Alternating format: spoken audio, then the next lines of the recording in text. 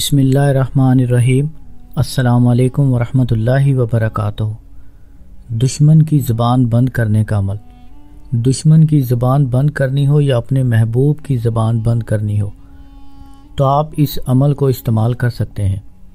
بعض اوقات یہ ہوتا ہے کہ آپ کے بہت زیادہ دشمن بن جاتے ہیں، یا کوئی ایک دشمن جو آپ کو بہت زیادہ تنگ کرتا ہو، آپ کے خلاف لوگوں کو بھڑکاتا ہو، گالی گلوچ کرتا ہو، آپ کو ہر وقت برا بھلا یا بدنام کرنے کی کوشش کرتا ہو، تو اس کی بھی زبان بند کی جا سکتی ہے۔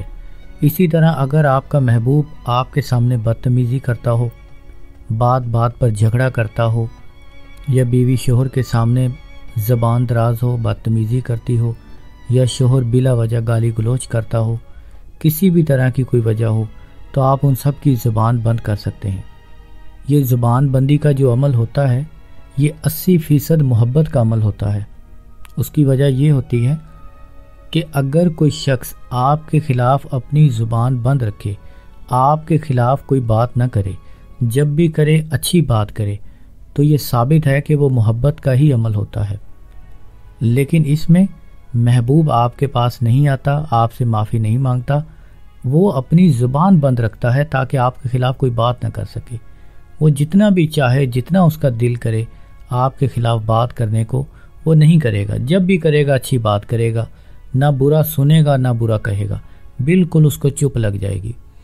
ایسی تمام صورتوں میں آپ اس عمل سے فائدہ حاصل کر سکتے ہیں۔ ہفتہ منگل کے دن مریخ یا زحل کی ساتھ میں آپ سفید کاغذ پر کالی سیاہی سے اس نقش کو لکھیں۔ یہ نقش بڑے غور سے دیکھیں اور طریقے سے لکھیں۔ نقش کی چال یہ ہے، آپ اس چال کے حساب سے نقش مکمل کریں۔ نقش مکمل لکھنے کے بعد اس طرح کے آپ 3 نقش لکھیں۔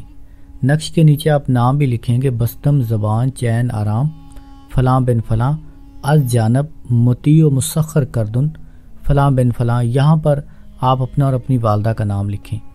ایک نقش آپ کالے کپڑے میں لپیٹ کر وزن کے نیچے رکھیں۔ دوسرا نقش آپ اپنے پاس رکھیں۔ تیسرا نقش آپ دریا یا نہر کے کنارے دفن کر دیں، ٹھنڈی جگہ پر، یا کسی بوتل میں بند کر کے آپ دریا یا نہر میں پھینک سکتے ہیں۔ انشاءاللہ آپ کے مخالفوں کی زبان ہمیشہ کے لیے آپ کے خلاف بند ہو جائے گی۔ یہ عمل ناجائز اور حرام کام کے لیے نہ کریں۔ السلام علیکم ورحمۃ اللہ وبرکاتہ۔